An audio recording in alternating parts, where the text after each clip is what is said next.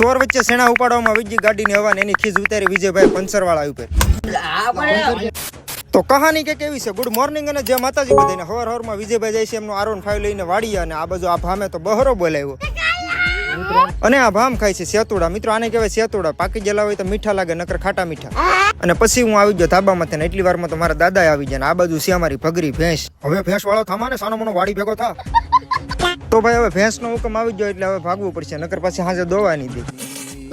અને પછી મારી આયા બુજા લઈને નીકળી ગયા. પેલા તો મિત્રો તમે આ રસ્તો જોવો છે, અને બાકી નેક્સ્ટ લેવલ. જો કે વાડી વિસ્તારના રસ્તા તો બધા આવા જ હોય. ફાઇનલી આવી જાવ વાડી, અને મિત્રો વાલ ચાલુ કરીને કરી દીધી મોટર ચાલુ. આજ પાવડો નથી લેવાનો, કેમ કે પાણી જાય છે ટપકમાં. અને પછી મેં પીધું માટલાનું શીતળ જળ, અને માટલાને મેં ફાઇનલી આજ પૂછી જ લીધું કે તું આટલી કાળઝાળ ગરમીમાં આટલું શીતળ જળ કેમ આપે, અને માટલાએ મને જવાબ આપ્યો.